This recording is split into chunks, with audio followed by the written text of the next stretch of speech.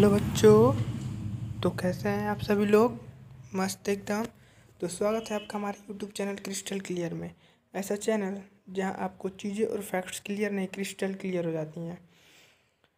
तो बिना समय वेस्ट किए चलिए हम उस प्रश्न को उत्तर जान लेते हैं जिस प्रश्न को हमने अपने पिछले वीडियो में पूछा था, और वह यूपीएससी के इंटरव्यू में पूछा गया प्रश्न था।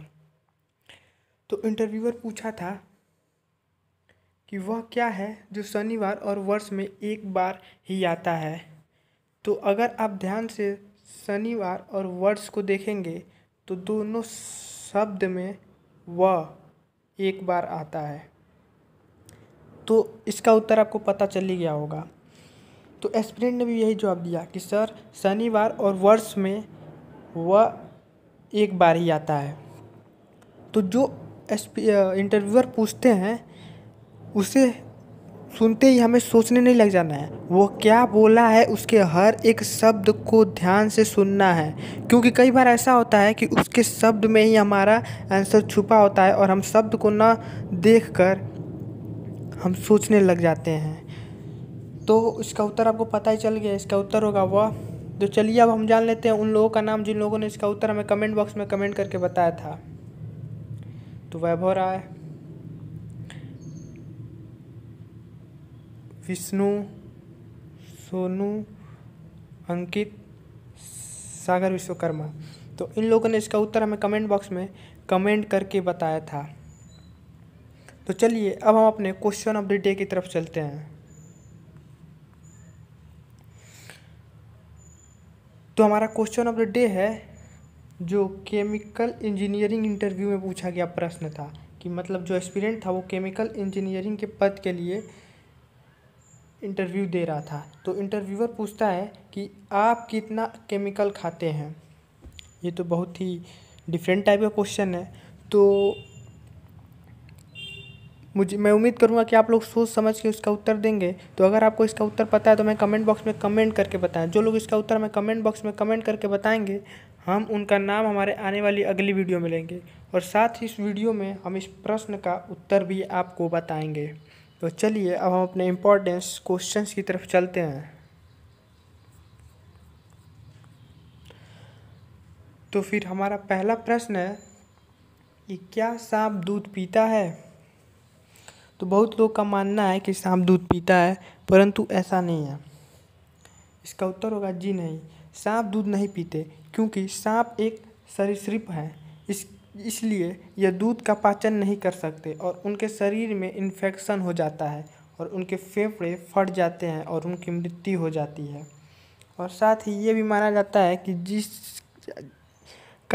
जिसके पास भी दो जीभ होते हैं वो दूध को मतलब अच्छे से नहीं पी सकते। उनको दूध पीने में या फिर कोई भी दूध पीने में उनको थोड़ा प्रॉब्लम होता है। तो सांप कैसे दूध पी सकता है?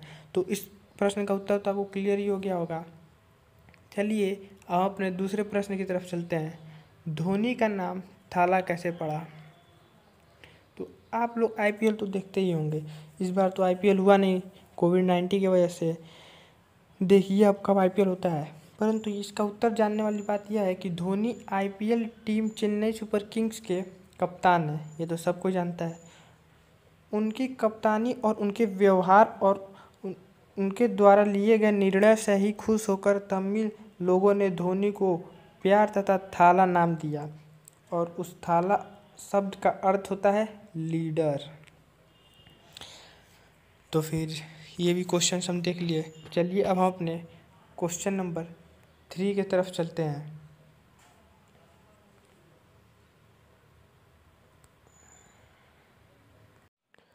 हमारा तीसरा प्रश्न है, दुनिया के पहले परमाणु बम का नाम क्या था? तो इसका उत्तर होगा दुनिया के पहले परमाणु बम का नाम लिटिल बॉय था। और वहीं बात किया जाए दुनिया के दूसरे परमाणु बम का नाम, तो दुनिया के दूसरे परमाणु बम का नाम फैट मैन था।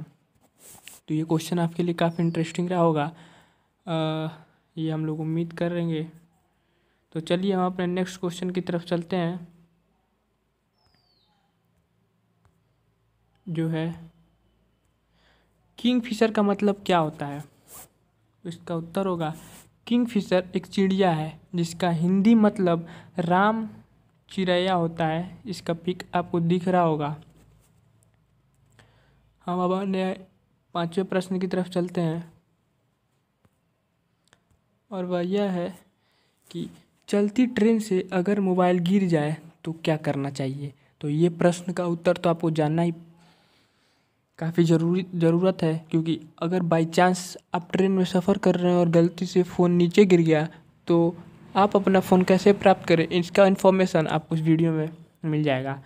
तो अगर मोबाइल चलती ट्रेन से गिरा है और सुनसान जगह गिरा है तो उसका मिल जाना 90% तय है। ये कैसे, आइए आगे जानते हैं। आपको बस इतना करना है कि मोबाइल के गिरते ही नीचे मोबाइल की ओर देखने की बजाय सामने के इलेक्ट्रिक पोल पर पड़ा हुआ नंबर देखना है।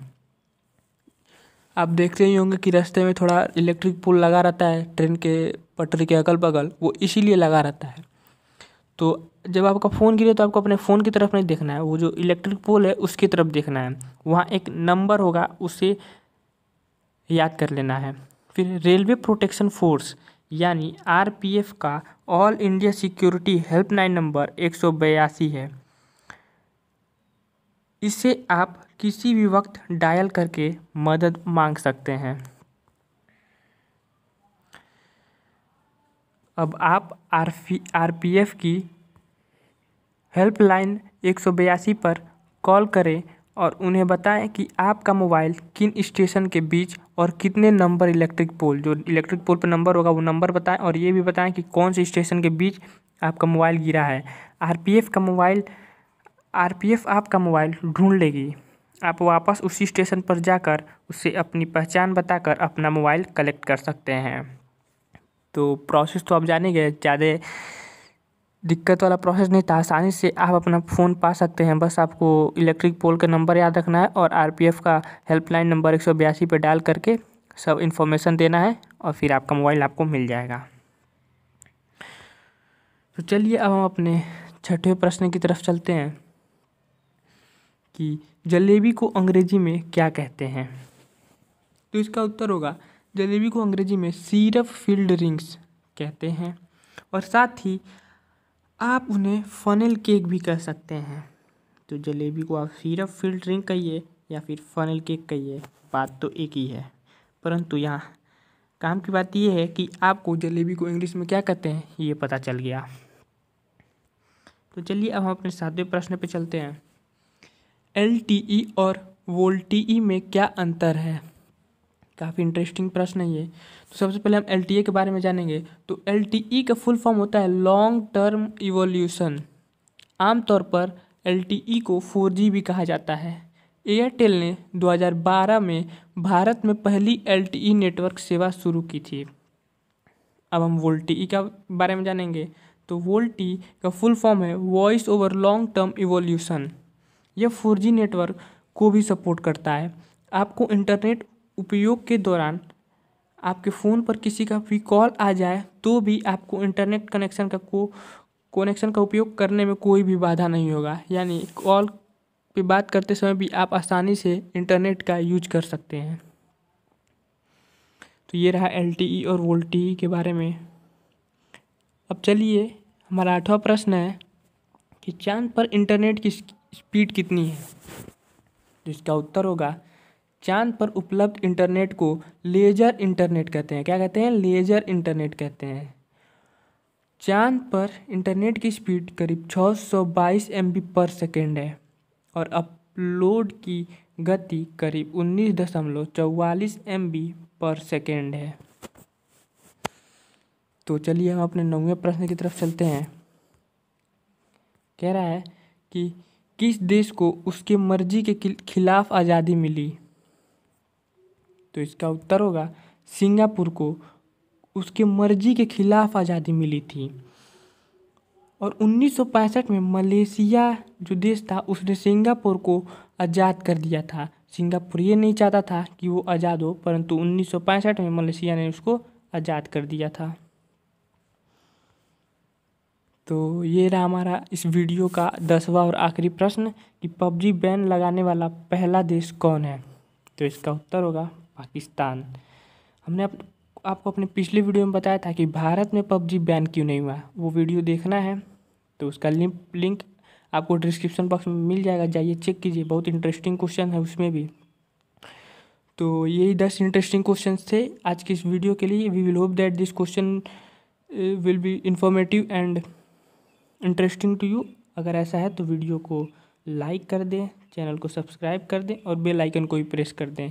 तो पढ़ाई करते रहिए without stress. All the very best.